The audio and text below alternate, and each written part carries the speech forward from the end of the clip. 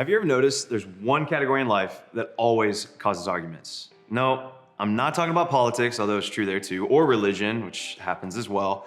I'm talking about superheroes, or more specifically, superhero movies. You're either on one side or the other. It's either Marvel or DC. The choices are very clear. And if people disagree with you, they will for sure let you know. Either way, it seems like most people love superheroes just in general. In fact, superhero movies are some of the largest grossing movies ever. And why? Well, I think people love a good hero because of what they do and who they are. They solve a problem, they fight the bad guys, they're brave, and they can do some really cool stuff. Basically, they see something wrong in the world and then they go do something about it in the most epic way possible. And maybe we love superhero movies because we all love the idea of superheroes existing in a real world. I mean, we could all use a little superhero help from time to time. Maybe for you, it's being rescued out of accelerated math or pushing your college application to the top of the pile or making life easier on your single mom. There are times in life when we just wish someone would do something to help us out, to make things change, to make things better, to solve the problem, to do something. Well, that's what we're gonna be talking about for the next few weeks. No, not Wolverine, although that would be awesome. We're talking about some of the biggest areas in life where we all wish someone would just do something. We're gonna talk about some things in the world that aren't quite right. The things that seem unfair, the stuff we may name as injustice.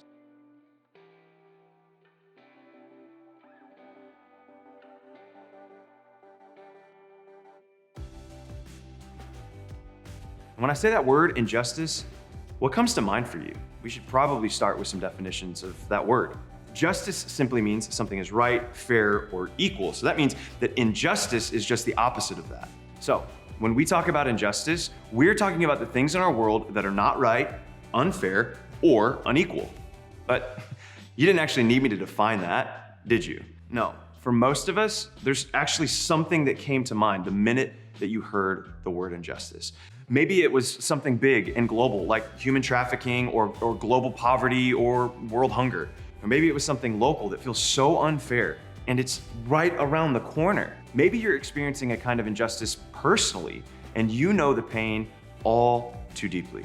Or maybe you've made it to a side of TikTok that over time and watching it enough and streaming it enough and having enough views on a specific video, it's helped you see injustice that you've never experienced before. What I'm getting at is that something comes to mind for all of us. And in fact, for you all, you understand this better than even older generations.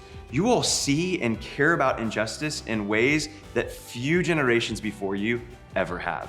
And the real question that we all face is not, does injustice exist? We know it does. The question is, why doesn't somebody do something? And that's the question we're gonna be wrestling with for the rest of this series. What does it look like and whose job is it to do something about injustice? Now, as we get started, I have to admit, a conversation like this can be tricky because so many of us see and experience injustice in different ways.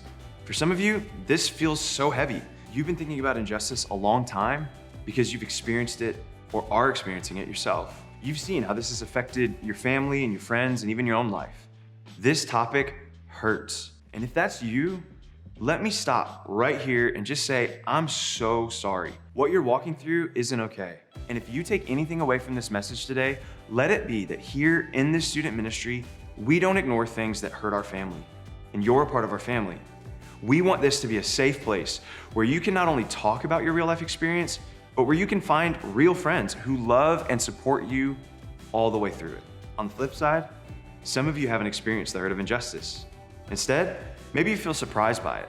Maybe when you were younger, you never thought about things like access to education or racism or food insecurity. And maybe as you're getting older and you're starting to see some things on social media, you feel like you keep discovering things that you never knew about in the world around you. Maybe you've even found yourself asking some questions that you've never asked before, like, why are there some students that never get in trouble when they should get in trouble, and then there are other students who are always getting in trouble even if they don't deserve it?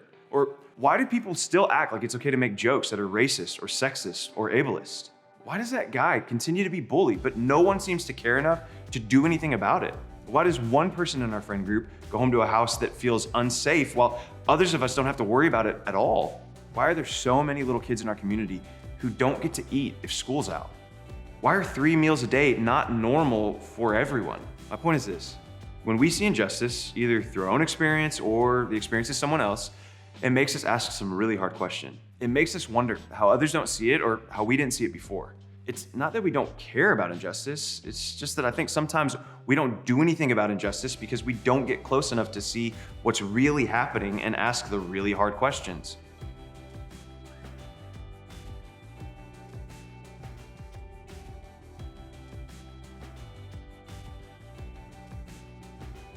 And we aren't the first people to have this problem. In fact, Jesus made a habit of pointing out a lot of things that people hadn't seen before. One of the questions people asked Jesus a lot was, who's cool with you and who's not? Okay, maybe they didn't say it like that, although it would have been awesome if they did, but they did ask Jesus this kind of question in a lot of different ways. And like Jesus did so many times in conversations, he answered with a story. Jesus often used stories with real life examples to reveal a bigger truth. They're called parables. And in this case, he used the story of the sheep and the goats, not goats like you might be thinking. That's LeBron James. It's a totally different meaning, and you'll find out why here in just a second. He used that illustration of sheep and goats to explain the differences between the righteous and the unrighteous, or those on the right side and those on what he would say is the wrong side. Or to think back to our superheroes, it's the good guys and the bad guys. It's Iron Man, Thanos. Yeah, you know what I'm talking about. Jesus was simply trying to make it clear that there were two categories here. And since flocks and shepherds were a part of life in ancient Israel, just like superheroes are for us, everyone would have been familiar with this example. So again, the question presented to Jesus was, who's cool with you? Who's in good standing with you? Who's on the right side and who's on the wrong side? And in this story, the sheep are the right or the righteous, and the goats are not. So listen to what he says, specifically about the goats.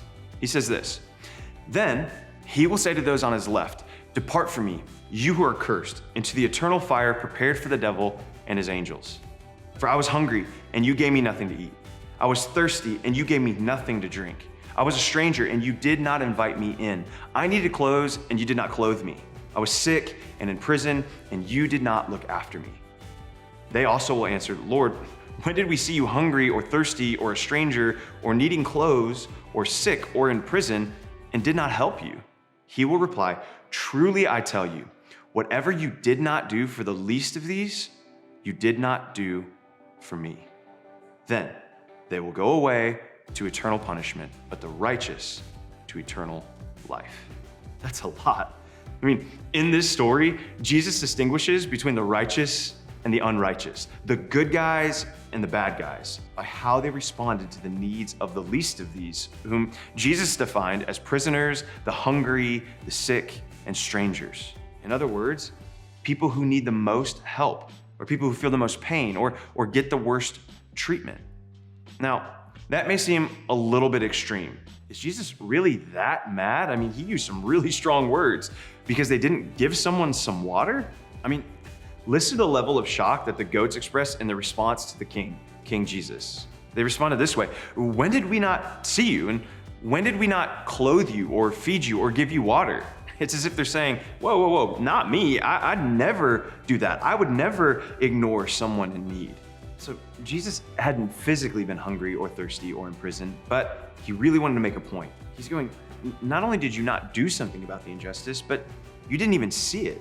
What he's saying is, oh, you definitely saw the people, but you didn't see what was happening as injustice because you didn't see how much those people matter to me. In fact, when we don't see it, it's like Jesus takes personal offense as if we don't see him. Think about it like this. You might be missing out on a part of what it means to follow Jesus himself.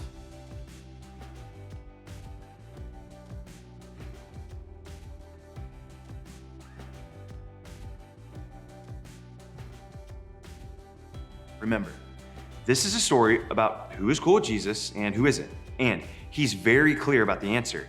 His people are people who see and act when it comes to injustice. Now, I'm not saying that that's what it takes to start a relationship with Jesus. That's a different conversation. But I am saying that if you get to know him, you'll see that Jesus always cares about injustice. He always speaks up for others and always fights for what's right.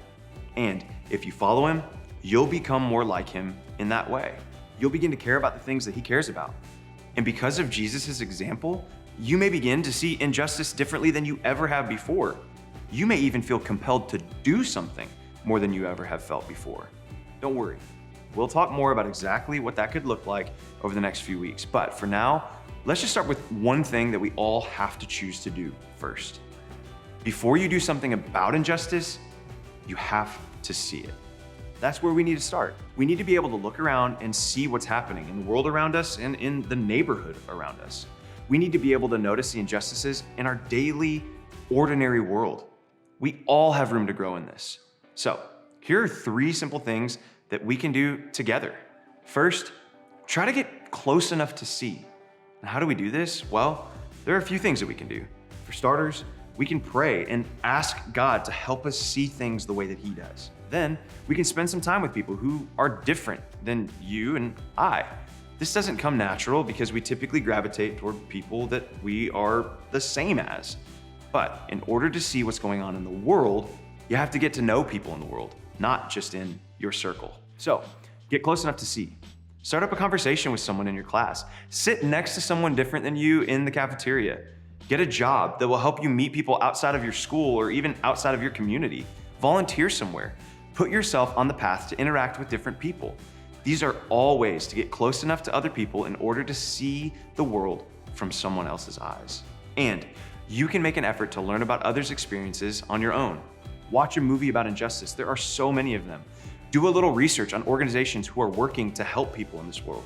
Start discovering what's happening in the world and in your community. Then, be curious enough to listen. I mean, really listen.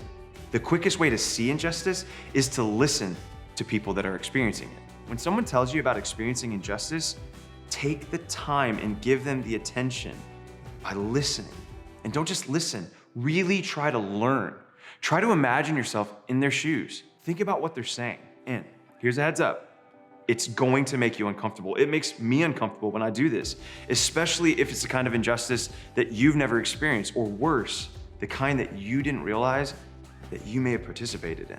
This is when the conversation gets real. I mean, really real. And it may be tempting in that moment to bounce. Like, we're all wired with this survival instinct that says, hey, this is uncomfortable, I need to get out of here. I mean, literally some of us act like we're gonna die if we have to talk on an actual phone instead of texting. That is me. Why do we still make phone calls? But whatever, that's a different conversation. It's just uncomfortable. That's why we do it. And we, because we're human beings, hate being uncomfortable. But in this case, discomfort isn't necessarily bad. In fact, it can be really helpful. It's actually a good sign when bad things make you uncomfortable. It means you're beginning to see things the way that God sees them. So keep listening, try to learn, and when you hear about injustice, be curious, really curious, even if it's a little bit uncomfortable. Okay, now there's another way that can be really helpful that we don't always think of, and it's to be curious about your own experience too. Maybe you'll notice that you've experienced an injustice, but you brushed it off because everybody around you kept saying, it's no big deal, don't worry about it. Or maybe you'll notice that you've actually participated in injustice without realizing it firsthand. You can't know what you'll discover until you get curious. Be open to what God may be doing in you and saying to you. And finally, be courageous enough to name it. That means if it's wrong, step up, speak up, say it's wrong. If it's unfair, call it that. When you see injustice around you or even in your own life, be courageous enough to call it what it is. Identifying injustice takes away some of its power because we can't change what isn't seen, acknowledged, or talked about. And this may be the hardest part for some of us. It's risky, it's awkward, and it's uncomfortable, but it's so important because once we name injustice, we also begin to feel ownership and the responsibility to do something about it.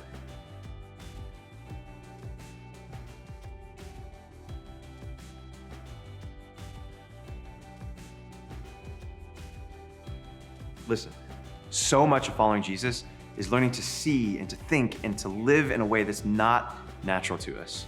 One of the things that I love about your generation is that so many of you actually see and care about injustice more than the generations that have gone before you. Here's what I'm getting at. You can be the generation to do something in areas where it seemed impossible for so many years. But the first step to doing something is seeing it and helping others to see it too. That's why we have small groups. There, we can actually talk about these things, real, difficult things, and we can help each other see things that we haven't seen before.